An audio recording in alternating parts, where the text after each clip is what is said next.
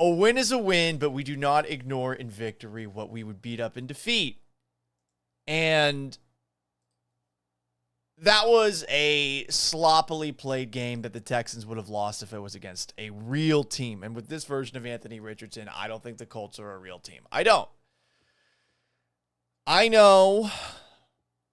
I mean, Joe Mixon looked really good. Nico Collins looked really good. But I thought there was a lot of slop in this game that showed that the Texans were lucky to get out of it with the dub. But before we talk about what was an up and down performance by CJ Stroud, that terrible moment right before halftime, the block punt, the 4 sacks, all of that, let's talk about the good. I wasn't 100% sure that Bobby Slowick knew how to put together a running attack based on last year.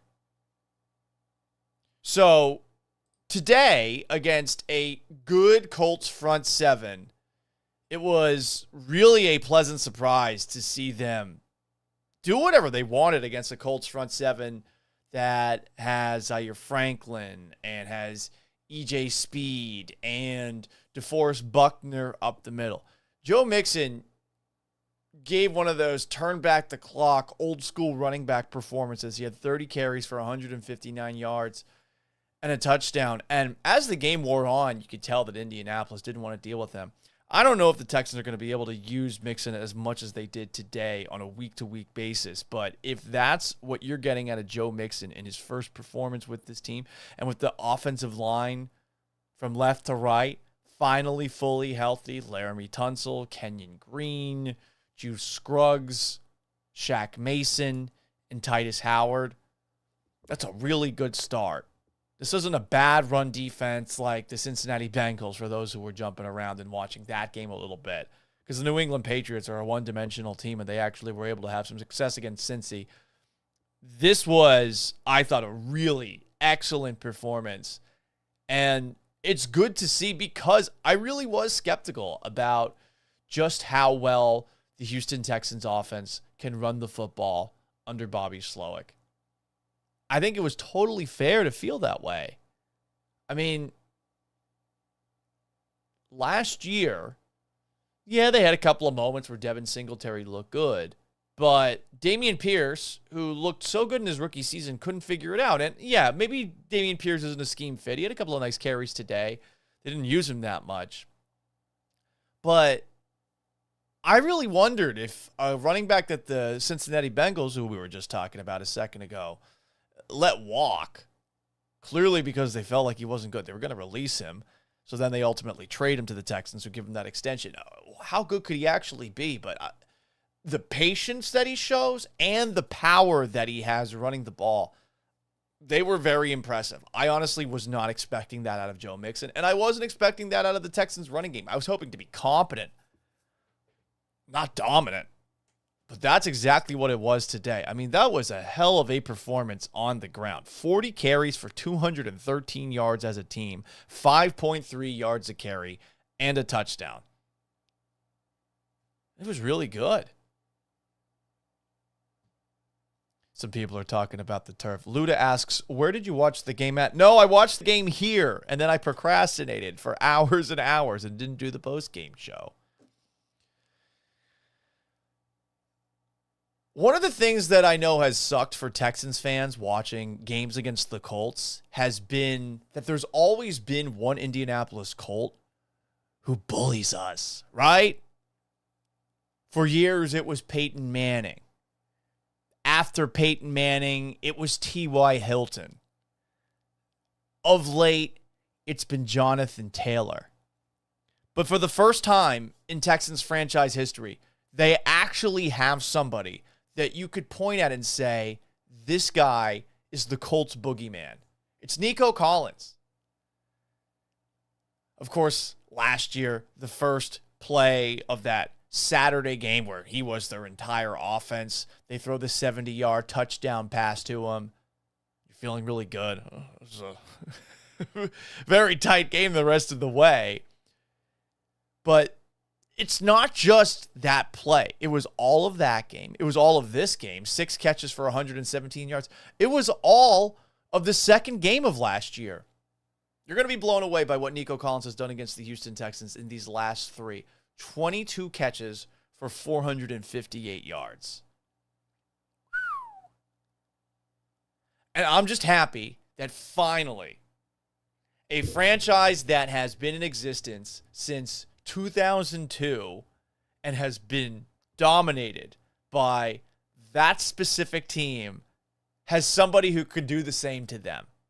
They have no answer for Nico Collins. None. Honestly, CJ Stroud should have hit Nico Collins for a touchdown pass with that deep throw that he had to Collins early in the game. That should have been a touchdown. It should have. Stroud underthrew it. He had a couple of underthrows in this game. But Nico Collins, Indianapolis just doesn't have an answer for him. And I'm so glad he got the extension this offseason. I think it was very deserved. He has such an amazing blend of speed, size, and ability to run after the catch as well. You blend it all together, and you get big moments like 3rd and 14, CJ Stroud rolling to his right and throwing it over the middle of the field, and he knows, I can just put it up because Nico Collins 6'3", 6'4", he's going to go up and get it. There's also that amazing ball. I don't know how Stroud snuck it in there that he threw on the clinching drive for the Texans to Collins. Collins gets a knee down for the first down on 3rd and 11. I mean, not many teams are looking at a 3rd and 11 in a 2-point game thinking to themselves, we're going to be aggressive here. But, I mean, an out route in a tight window like that? It's a hell of a throw by Stroud. And again, Stroud is special. And Nico Collins is special. Let's read some comments here. Luda comments. I knew Nico Collins was that dude last year when I didn't see him drop any balls. Dude is the real deal. World of Warcraft Spartacus says Nico basically replicated his 2 biggest catches from Game 17 last year. That is a great point. He really did. Although, one of his awesome catches in that Saturday game to wrap up the regular season came where a guy grabbed him by the face mask. Luda also comments, I want to see more of Tank Dell. This is something that you're all going to have to deal with. Guys, it really does not matter how much a specific receiver gets the ball as long as they win. I know we've had these debates during the offseason about wide receiver 1. Fuck that. Win the game. I know some of you guys are playing fantasy football. I can understand it from that perspective. You would like to see Tank Dell get the ball a little bit more. If you talked to me, I would have told you, be very wary about any Houston Texan wide receiver that you draft in your fantasy draft. I mean, take a look at Stephon Diggs' numbers today. 6 catches for 33 yards, but he had 2 touchdowns. Looks like he's going to be a good red zone threat, but how many yards is he going to get on a daily basis? This idea that they were going to have 3 1,000-yard receivers, I think it's nuts, even with the 17-game schedule. Don't pay attention to the stats. They don't matter. Anyone talking about them, I kind of think less of you. Now, I grew up a Patriots fan. I think a lot of people know this by now. So I 100% subscribe to Bill Belichick saying stats are for losers. The final score is for winners. You don't need to get Tank Dell the ball more in this game. That wasn't why this game was as close as it was. Vincent Hammond says they did not squeak by the Colts, just got some miracle deep throws. This game was not as close as the score shows. Well, Anthony Richardson threw a red zone interception. They could have scored on that drive, and we'd be talking about a loss. Field goal, touchdown, it's 3 points. They did squeak by the Colts. I know that they looked like they had it in hand, but they won by 2 points. And Indy had a chance. I mean, if they got a stop there at the very end, and they had a couple of opportunities to make stops, the Texans are going home with an L. And the Colts are not on that upper shelf tier of the AFC like the 2 teams that we saw on Thursday night. Baltimore, who beat the Texans twice last year convincingly, and the Chiefs. You're delusional if you think otherwise. Until they actually play those 2 teams this year and show otherwise, and that's not going to be till the very end of the year. We can't say that yet. If they had played one of the top teams in the league, they would have lost today. Now, maybe that field would have leveled things, but I thought it was a sloppy win. You got to win your clunkers. No doubt about it. I'm not saying, oh, God, this is the worst thing in the world. Not saying that. I'm just saying they snuck away with this one.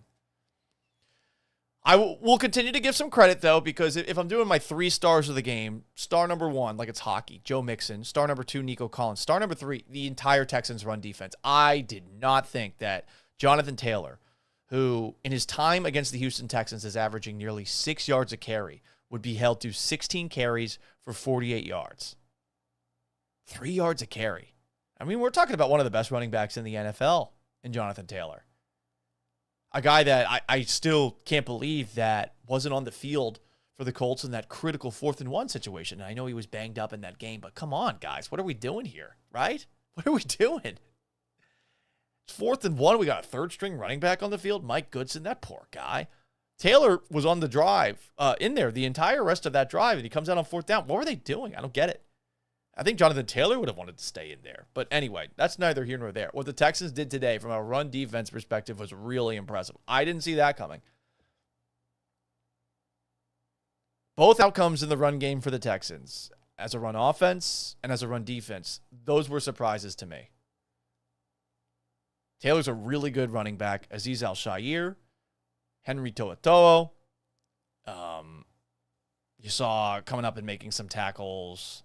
Jalen Petrie. Up the middle. Foley Fatukasi. Mario Edwards, both of whom had sacks. I didn't expect it. I thought the defensive tackle position was a position that they could have addressed a little bit better. Mario Edwards is looking like he might be low-key. As good of a signing as Al-Shaair and as Danielle Hunter. They looked really good up the middle. Did not see that coming. Really did not. More comments. Brandon Helem is bringing up the time of possession. I know, and the Texans still only won by 2. You can bring up all these stats, guys, but could have been 5 points if the refs didn't review that catch. What are we talking about? The Nico Collins catch? Parker Modern says, Richardson is going to be a problem if we have an issue with running quarterbacks. He was 9 of 19. Let's slow it down a little bit here. Let's talk about CJ Stroud. I thought it was an up and down day. He had some very impressive throws. The 4th and 1 throw that he had to Brevin Jordan, where he slipped on that shitty fucking field and still got it to Jordan. He threw that from his knees. I don't know if I've ever seen that happen, a quarterback throwing it from his knees. I've seen a quarterback throw it while he's on his ass. Tom Brady, guess what? It was intercepted. I saw that game live. It was a Patriots-Dolphins game back in the 2004-2005 season.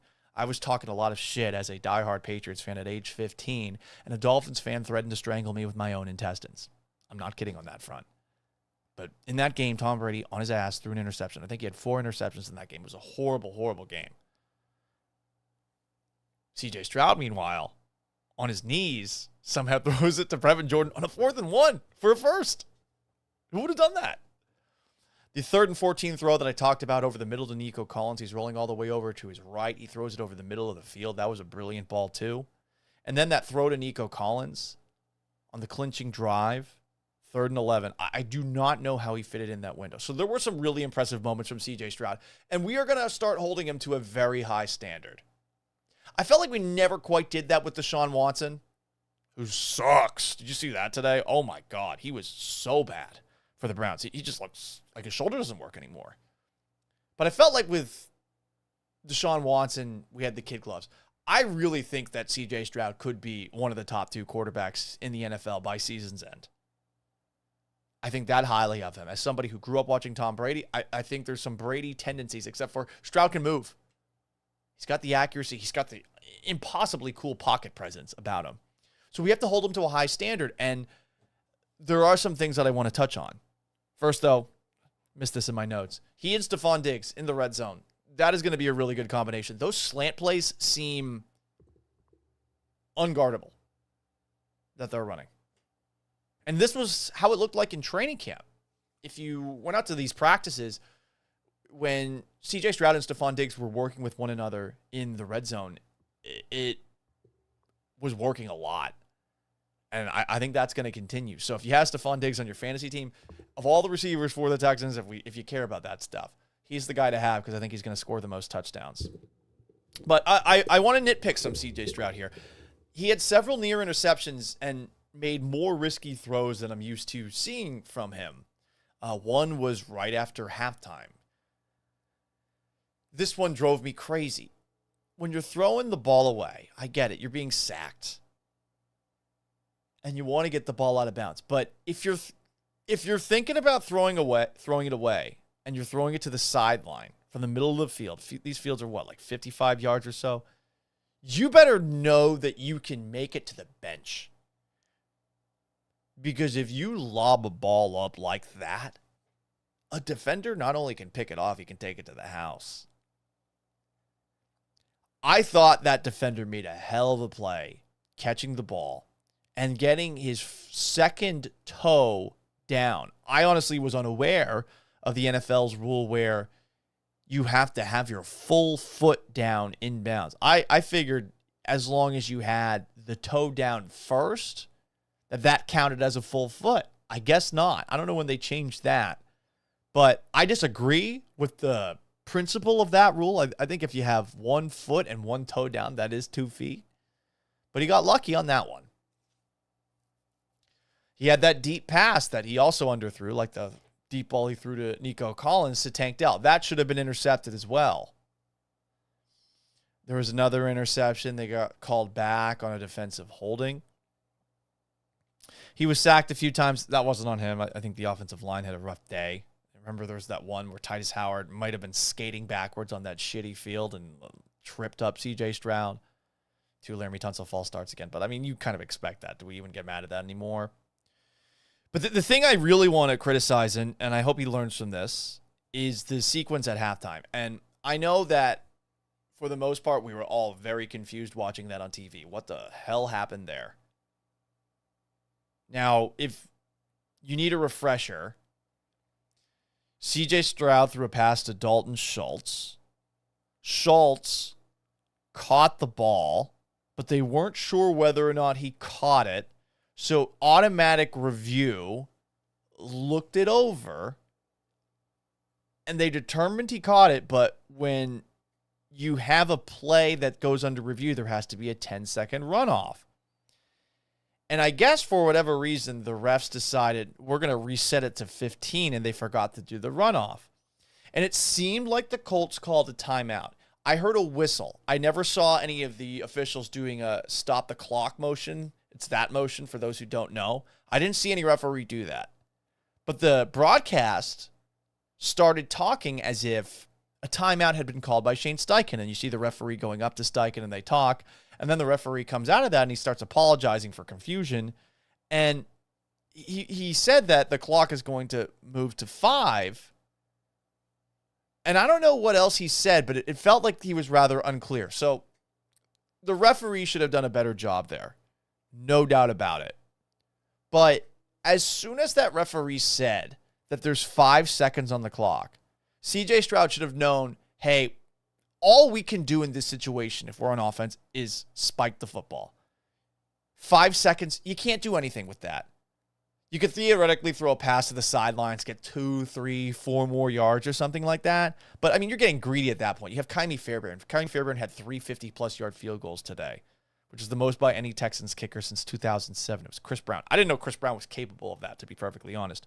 But in that moment, when Stroud knew that there was only 5 seconds left on the clock, he should have been right under center and spiking the ball. I don't know why he lined up in the shotgun. I guess they thought that there was 15 seconds, but the referee did say there were 5 seconds, and you could tell that Stroud realized it. And look, you can point at D'Amico Ryans, who said it's on all of us, but the guy who was on the field, the quarterback, he is generally responsible for a lot of delay of game penalties and things like this that happen. He's the one on the field. He's got to organize everybody. We're holding him to a high standard, right? I'm not saying he's that this is unbelievably terrible mistake. No, but it was a mistake. He made a mistake there. He has to be better. He has to be more aware. Obviously, the referees, they're going to screw things up. We've seen a lot of that this first weekend, right? They screw things up. You have to be able to adapt to when they screw up. You can't just get into a shouting match with the referee thinking that things are going to go your way after you do that. No, that's not how it works. So that's I think, teaching moment for CJ Stroud. The refs should have done a better job. There's no doubt about it. But that was a moment where I thought that CJ Stroud screwed up. I'm going to read some comments here on YouTube. At Paul Gallant. David Guerra says, I guess he figured he already spiked it, then the ref stopped the play. It was 100% confusing. I totally agree with everybody. I got into a conversation with Political Rod on Twitter, who's a good Texans Twitter follow, and he brought up a lot of good points, and I said, yeah, all of these points make sense about what you're asking about the refs. The refs should have spoken to both sidelines. The refs should have, I think, just told everybody what was going on, and they were moving around. There was such a long pause before the replay. There was a long pause after the replay was done. Like they did a poor job here. It's the first game of the year for them. So that's a moment, though, where CJ Stroud is on the field and he has to do better there. Luckily, it's first game of the year and it didn't come to bite the Texans in the ass. But hey, you were in field goal range, and those 3 points could have really hurt at the end. If I'm not mistaken, I think those 3 points hurt for anybody who bet on the Texans to win that game, because I think the spread was 3. What else do we have here? This is one of the reasons that I feel like this is a win that the Texans got lucky with. Anthony Richardson would be really fun to play with in Madden, but my God, he is not an accurate passer. And sure, there was slipping and sliding going on that field today, but he was 9 of 19 for 212 yards. And by my count, he missed 5 wide open guys. Some of those could have been touchdowns. I think at least 2 of them could have been touchdowns. He's just not an accurate passer.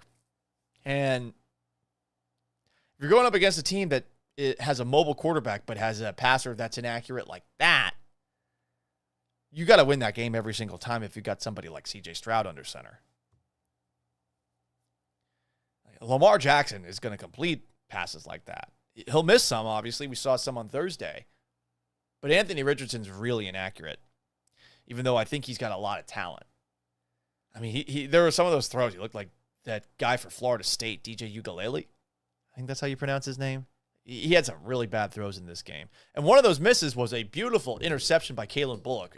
And someone brought up on the comments section, yeah, he is quite the ball hawk. If you have watched him both in training camp and the preseason, he has an incredible amount of range. Like, we're talking, this guy can really play center field in a way that very few players in the league can. So there was a slip, I think, by the receiver on that play on that awful turf. But I thought Bullock did a hell of a job to get over there and to make that catch. And they need somebody to step up in that spot, because the secondary, it is still struggling to stop the big play. This is one of the reasons I was hoping the Texans would sign a veteran safety this offseason. They did a really bad job last year of staying on top. Throws downfield really hurt them last year. They gave up a catch of 60, 54, and 57 today. And, I mean, it feels like they're going to give up more going forward. I don't know what it is. I don't know if it's Jimmy Ward playing safety. I don't know what the coverages were. There were a couple of moments where you could argue, well, maybe Derek Stingley got beat there. I don't know. I'm not making assumptions about what coverages are supposed to be like so many do online. All I'm saying is that you got a job to do as a safety. You got to stay on the top. And it felt like they weren't multiple times. Blame the field, blame all you want. Like this was an all-season problem for them last year. And they got to be better in those situations. They won, woohoo, but you can't keep having offenses just chucking the ball deep way past you.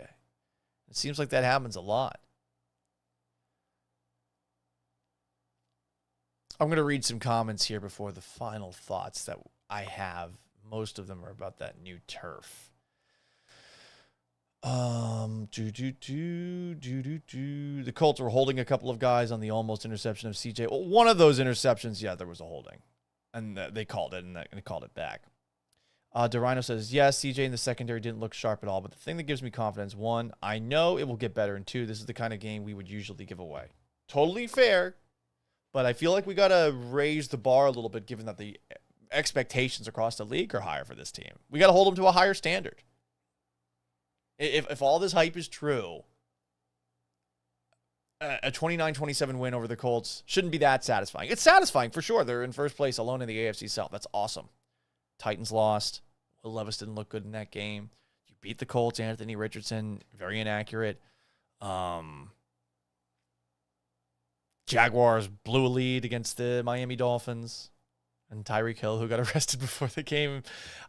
You know, it was really funny. I noticed this during the broadcast. I saw in the red zone, all of a sudden Tyreek Hill's running away from the entire defense. And the thought in the back of my mind was, I wonder what he does for a touchdown celebration here.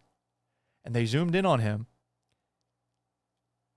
And he was about to do a dance, and I could tell what he was about to do. And they just zoomed into somebody sitting on the bench showing no emotion. I knew he was going to do a handcuff-related dance of some sort. CBS was smart to pull away from him. It was a pretty funny moment. More comments here on YouTube at Paul Gallant. We're also on Twitch, twitch.tv/Gallant says. On Instagram now at Sports Gallant. Sorry about some technical difficulties early on. I'm going to edit them out, at least in the YouTube broadcast. Also on X at Gallant says. Brandon Halam says Ballhawk Bullock is going to be nice when he fully develops. Yeah, I'm looking forward to more and more playing time for him.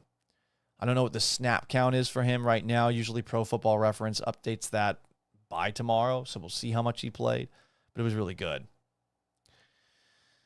JAM says, I believe that as the season moves on, the Texans are going to play better. This is just game 1 of 17. Starters didn't play much in the preseason. They will gel as the season goes along. That's true, but that's every team in the NFL this week. You know, it is definitely something that you want to see happen. And the best teams in the league, they're playing their best football at the end of the year.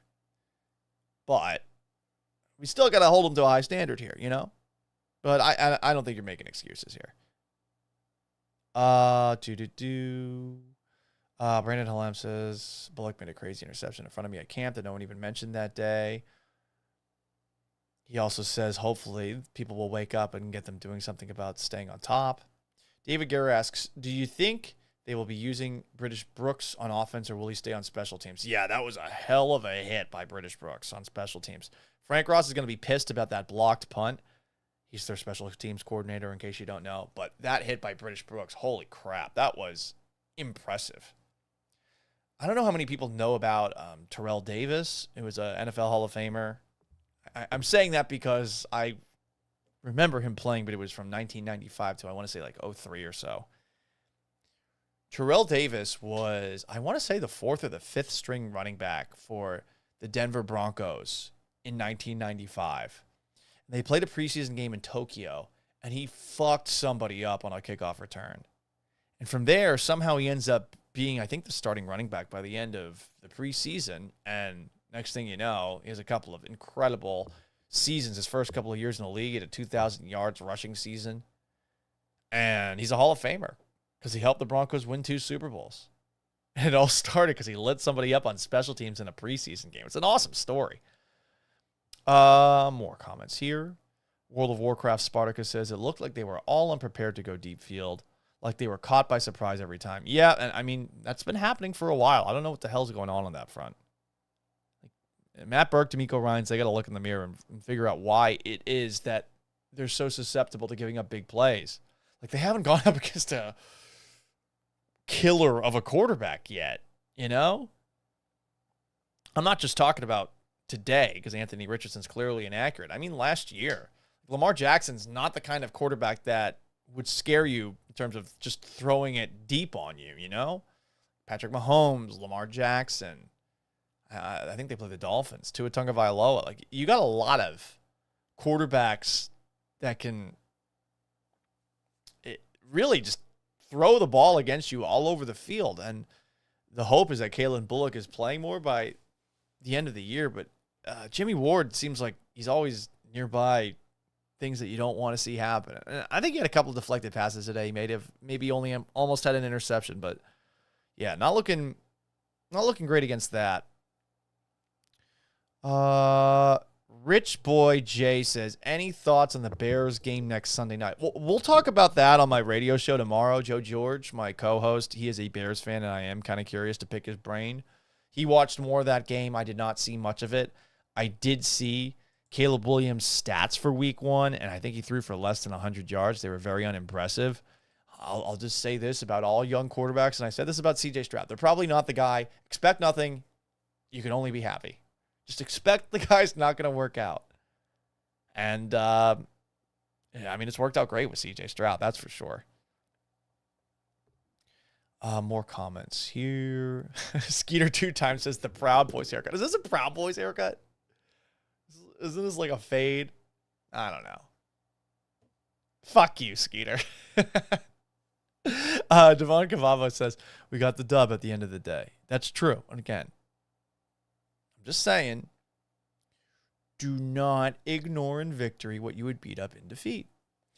Some sort of Asian characters, I'm sorry, I don't know what that means, says, I remember how some of y'all were saying Mixon was a downgrade from Singletary. Who said that? Now, I do think Singletary did a really good job last year, all things considered, and the offensive line in front of him was not very good. He's in a situation now in New York where, he's just fucked. They have, the Giants, the worst offense in the NFL. I said that after the preseason game between the Texans and the Giants, and I feel confirmed on that. Even the Patriots moved the ball today. They got Jacoby Brissett starting, for God's sakes. Balin Rio says, to all the fans who push back on the idea of signing Justin Simmons, you don't know ball. Hate. Listen, I wanted Quandre Diggs. I saw him in Seattle, and he's more of a center fielder type, but also pretty good in run support. I guess he didn't look so good in Seattle the last time around. I forget where Quandre Diggs signed. Did he sign with the Titans?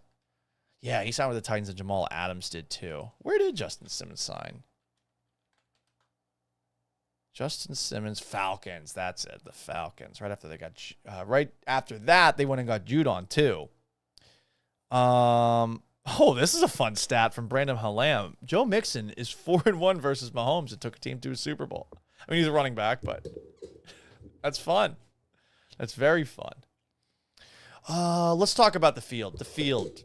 Fuck. I mean, I thought the field in Brazil was bad, and I don't know why the fuck we're playing games in Brazil, and some Brazilian NFL account and I got into it on a back and forth on X, and this guy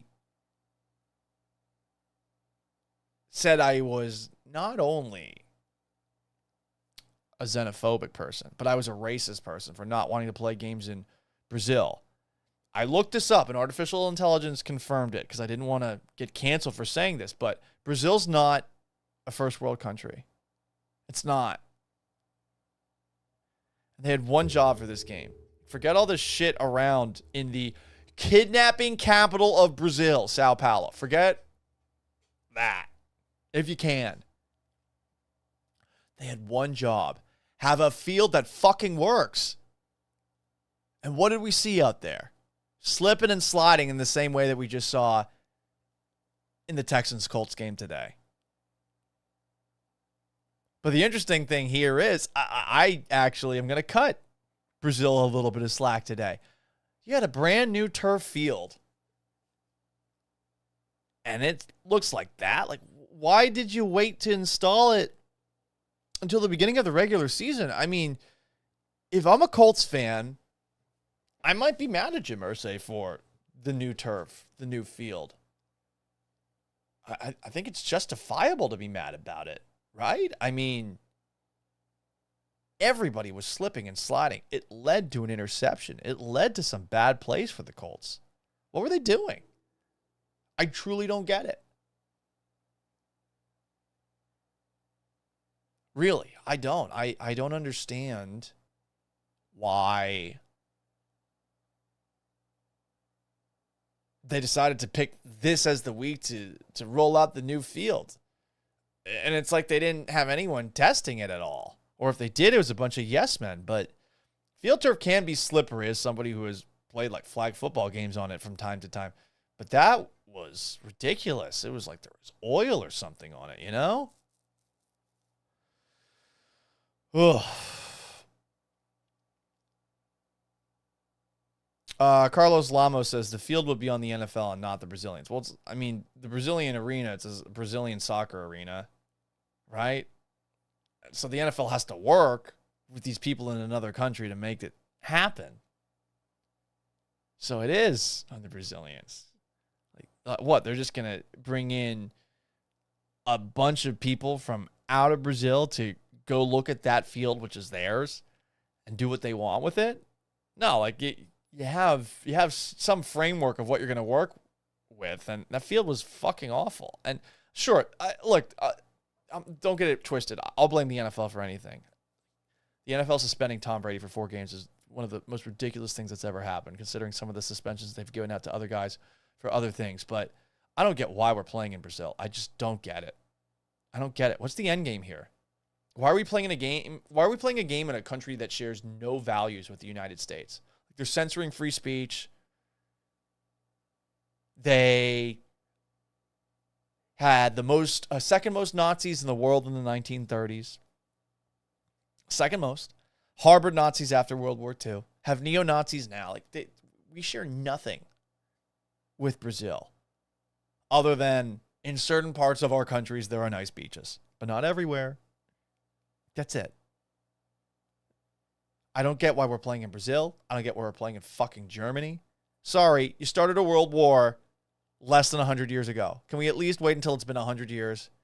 You can have a football game in Germany in 2039. Okay? Wait. Why are we playing in England? Why? We fought for independence against them. Let's wait till 300 years. Let's wait till 2076 to play in England. I don't get why we're stealing games from diehard fan bases, large fan bases in the United States to put them in Europe. Why not put the Titans and Jaguars, 2 teams that no one fucking cares about there? Why not that? Why are we giving the Packers and the Eagles? My pop-up, who fought in World War II, who's from Philadelphia, would be rolling over in his grave if he knew that the Eagles had played a game in some country that harbored Nazis after World War II. The same people that were behind the concentration camps that he stumbled across, you know? Paul, you're kind of getting crazy right now. Whatever. Why did we play that game there? And that field in Indianapolis, it's just like the field in Brazil. What are we doing? Here's what I really wonder about. What's next? Where are we going next for the international games? Because Roger Goodell said, yeah, we're going to do more. We're going to do Asia. We're definitely playing in China. Probably playing in Saudi Arabia. It's going to happen, right? I mean, they just made it so that anyone can get in on ownership in the NFL. Anyone can get in. It used to be you had to have a 33%, but now they're taking as much money as they possibly can. If they take any Saudi money, which is definitely possible, they're going to be playing a game in Saudi Arabia. They take any Chinese money, same thing. It's going to happen. I mean, we saw C.J. Stroud and Micah Parsons going through all of China, teaching young Chinese kids the state secrets of American football. I don't want China to get good at football 100 years from now. Fuck that. Don't just tell them all the wrong things, okay, C.J.? Paul, you're such a xenophobe with your Proud Boys haircut. Whatever. But anyway, that rant stemmed from the Colts field being a fucking mess. Brandon Halam says the Jaguars have to play in UK twice. Not enough. Play more. Play more. Predictions on what the betting line looks like against the Bears. Assuming we're the favorites, but by how much? I'm gonna guess Texans by 6. But I could be wrong. I mean, it does feel like some Bears fans are coming back to earth after this first performance by Caleb Williams. I don't know why there were so many people that were beating the drum like Caleb Williams is going to be the MVP. I don't get that. Based off the preseason, and it was coming out of Chicago too. Chicago doesn't know what a fucking quarterback is. They don't know. They've never seen one. And some of the people that were saying this about Caleb Williams said the exact fucking same thing about both Justin Fields and Mitchell Trubisky. Shut the fuck up. Like, what are you talking about? No one should listen to you. You've lost all credibility. Oh, that's a quarterback. You've never seen a quarterback. You haven't had a good quarterback since Sid Luckman. That was like in fucking World War II. What are you doing? Stop. Stop telling me, like, oh, yeah, he's the guy. Based on what? The fucking preseason? Shut the fuck up. You said the same thing about Mitchell Trubisky. Same thing. So, look, Williams might be good, but right now, they look like a rookie week 1. Looking at the stats, they look very rookie-esque. He's going to be an MVP candidate year 1. Sure. You just saw one in C.J. Stroud. The odds are so against it. You don't usually see prodigy quarterbacks coming into the league right away. Now, Stroud didn't look great his first game either. It was really like the end of his second game where things started to click for him. But he's definitely the correct quarterback coming out of last year's draft class. Bryce Young really struggled today from what I understand. You know? Rich Boy J says, Caleb Williams is the preseason god. Oh, we've seen better preseasoners than that. Name retracted. Patriots with the upset of the week. I have no idea how they did that. I picked against the Patriots. Maybe this is on me. In my Survivor League, and I thought to myself, man, the Bengals from time to time, they procrastinate. It seems like they forget to show up week 1 of the year a lot. And guess what? They forgot to show up again. I'm cool with it. Like, I'm cool being out of my Survivor League. It wasn't like it was for a lot of money. It was just $10. But yeah, that's a bad one. Patriots looked actually competent. I was up in Boston visiting my dad and my sister who live up there literally last weekend. And in the week before, the few days that I was up there, I was listening to Boston sports radio. And man, it just made it sound like everything in New England was bad. And I was like, oh, God, the Patriots suck now. This sucks. And then this happened today. And I'm very happy. Like, this is a good football weekend for me. Texans won. I don't really get to watch the Patriots as much anymore. So, I mean, if I'm being honest, I probably do care about what the Texans do a little bit more than the Patriots now. Don't get mad at me. Kind of a bandwagoner. I don't really know where I'm from anymore. Syracuse football, 2-0. They beat Georgia Tech. We got Kyle McCord talking shit in the game. We got Fran Brown talking shit after the game. People probably don't know who those guys are. Kyle McCord used to be at Ohio State, transferred to Syracuse. Now he's the quarterback. He looked really good. Fran Brown was a Georgia assistant coach. He's definitely fun, if nothing else. So yeah, I had a good little football weekend. I like it when the Seahawks win. Seahawks won too. How about that? More comments here on YouTube. Pats beat Mixon's old team. No Mixon. Yeah, it's true. World of Warcraft Spartacus says, because of CJ, every rookie quarterback is now put on a pedestal. No, they're all just put on a pedestal. It's funny. We forget this every single year. I'm telling you to keep this going forward. Just remember, there's going to be a lot of fun rookie quarterbacks, and I almost feel like the expectations put on them, it's unfair to them. It's probably not going to work out for most of these guys. It's great that they got to make it into the NFL, be a first-round pick, all that stuff, make generational wealth for their families, but just because a guy's taken early doesn't mean shit. And where the guy's taken doesn't really mean anything either. I mean, Stroud was in supposedly the worst situation for any rookie quarterback last year, and he is definitely like someone who breaks the norm here. But it feels like every single year we forget that last year we were hyping up all these quarterbacks. I don't really even watch college football film anymore because I don't know, especially with quarterbacks, how to take what I see in college and apply it to the pros. I loved what I saw from C.J. Stroud in that game against Georgia in the college football playoff. But I remember the games that he had played against Michigan the last 2 years. I was thinking to myself, I don't know. I don't know. And he's clearly the best quarterback in this year's draft, in last year's draft class. Like, Levis hasn't taken a step forward. Richardson hasn't taken a step forward. Now, Richardson doesn't have as much experience. Bryce Young hasn't taken a step forward. More comments here on YouTube. At Paul Gallant. Balin Rios says, I thought Kenyon Green had a really nice game today. I didn't notice him. I think some people argue that he might have been a part of one of Laramie Tunsil's false start. I think it was my guy, Sean Bajani, pointed that out on X. Brandon Halam. Ooh, this is a great question. Who do you think will be the last NFL team to get a win this year? Giants or Panthers? Man, that's a great question. Shall we take a look at their schedules? Do Mike Francesa bullshit boring radio? Well, it is 12:49 at night. All right, I got the Giants schedule up. What's the Panthers schedule? Can you believe the Panthers beat the Texans last year? What the fuck? I'm still mad about that. Preposterous. Ridiculous. Okay. So, the Panthers' next few games. They got the Chargers. I saw Jim Harbaugh excited in the locker room after a victory. Maybe this thing in LA is going to get together quicker. Finally get together. Chargers feels like there's always hype behind them. At the Raiders, Bengals, at the Bears, Falcons, at Washington. Feels like they'd have a chance at Washington, but it's on the road. Oh, guess what? These two play each other November 10th. Giants, Panthers, November 10th. That might be a game for the first one of the year. Oh, boy. The Giants do have the Commanders this coming Sunday. And then they have the Browns. The Browns looked really bad today, too. Deshaun Watson, I think eventually they're going to have to bench him. They're going to have to bench him.